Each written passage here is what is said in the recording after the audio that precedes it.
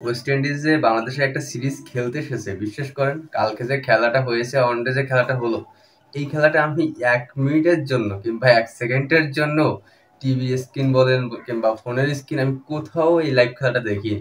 কারণ দেখিনি এই জন্য যে মিরপুর মাঠ, এই মাঠটা হচ্ছে একটা ধানের ক্ষেত মাঠ।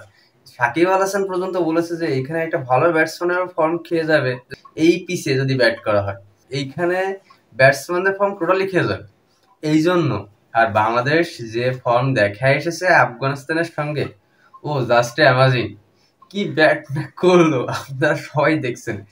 এরপরে আমার মনে হয় না কোনো বাংলাদেশ প্রেমিক ক্রিকেটের প্রতি যাদের ভালোবাসা আছে তারা অ্যাটলিস্ট এই সকল প্লেয়ারদের খেলা আসলে দেখবে। যাই হোক, তিনটা অদল বদল করছে, আমার এই নিয়ে কোনো সমস্যা নাই। শুধুমাত্র একটাই প্রশ্ন ছিল, একটাই সমস্যা ছিল যে ভাই বাংলাদেশ তোরা জেত, কোনোভাবে জেত ভাই। মাঠে খেলে হোক কিংবা বাইরে খেলে হোক, যে কোনোভাবে ভাই দলটা জেত ভাই। আমাদের ফাইনালে যেতে হবে ভাই, আমাদের বিশ্বকাপের চান্স পেতে হবে ভাই। এইসব তোরা ডোবাস না, যেভাবে হোক তোরা মারিয়ে গুতে যেভাবে হোক। আমাদের গ্রাম অঞ্চলে একসময় খেলা হতো যে খেলায় পারফরমেন্সে না পারলে বড় ভাইরা তর্কে বিতর্কে যে কোনো ভাবে ট্রফিটা ছিনিয়ে আনতো। ঠিক সেইভাবে হলো অ্যাটলিস্ট তোরা এই খেলাটা জেত ভাই। যাই হোক, অবশ্যই সে জিতেছে, কিন্তু আমি ভাবছিলাম যে 150 রানের মনে প্লাস করতে পারবে না, 50 ওভার খেলতে পারবে না। দেন 50 ওভার সম্ভবত মনে হয় খেলতে পারেনি এবং 200 রানের মনে হয়তো করছে। আমি পরবর্তীতে যেটা দেখলাম আর কি, আমি তো খেলা দেখিনি। সো সেখানে বাংলাদেশ জিতেছে। এটা বাংলাদেশের জন্য কংগ্রেচুলেশন যে বাংলাদেশ তোমরা ভালো খেলো, যে কোনোভাবে ম্যাচগুলো যেত।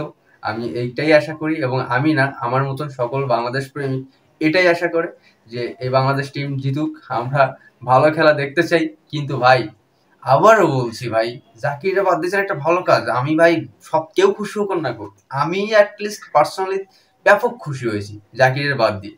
কারণ জাকিরের ভাই আমি ওটার পছন্দই করি না ওর খেলা। আমি কেন, যারা সত্যিকার ক্রিকেট খেলা বোঝে কিংবা ক্রিকেট সম্পর্কে একটু ধারণা রাখে, তারা অ্যাটলিস্ট যারা খেলা দেখে তারা ওর খেলা টোটালি কেউ পছন্দ করবে না। একসময় কেমন খেলছে আমি জানি না, দেখছিলাম, তাও তখন আমার তার খেলা ভালো লাগতো না। তার ব্যাটিং স্টাইলটাই আমার ভালো লাগতো না। আমার মনে হয় তখন তার ঘাড়ে হচ্ছে জিন ভর করছিল, যে জেন টানছিল তখন তেমনি 6 হচ্ছিল।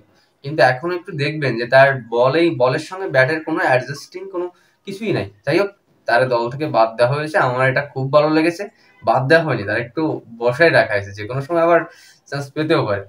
এখন লিটন দাস ইনজুরিতে আছে, আমি চাই লিটন দাস দ্রুত কামব্যাক করুক দলে। লিটন দাসের মতন একটা অধিনায়ক খুবই দরকার।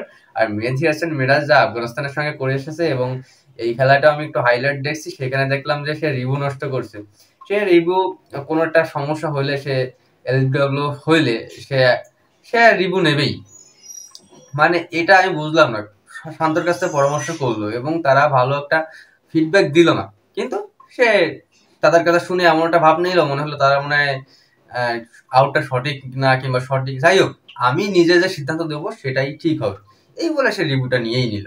এভাবে যে দলের হোগা মারা হচ্ছে ভাই, আমি বুঝলাম না। যে ক্যাপ্টেন আসতেছে সে কি তার নিজের মতন করে ভাবছে আমিই রাজা, আমি রাজা, আমি যেটা বলবো সেটাই হবে। মানে দেশের প্রধানমন্ত্রীর মতন একটা অবস্থা, আমি দেশের এখন প্রধানমন্ত্রী, আমি যা বলবো তাই হবে। ভাই আমরা তো ক্রিকেট খেলা দেখি ভাই, আমরা তো তোদেরকে ভালোবাসি, কিন্তু তোরা এমন কাজ করতেছিস যে আমরা আর তোদেরকে ভালোবাসতে পারতেছি না ভাই। আবার নিজের দেশ না ভালোবেসেও পারতেছি না। খেলা দেখবো না না বললেও হাইলাইট দেখা হচ্ছে ভাই। ভাই তোরা অ্যাটলিস্ট এই জায়গা থেকে একটু চেঞ্জ হ। তারপরে দেখলাম একটা হৃদয়ের হচ্ছে আপনার রান আউট, শান্ত ইজি বল হাতে ছিল, একটুর জন্য হয়তো হৃদয় বেশি গেছিল।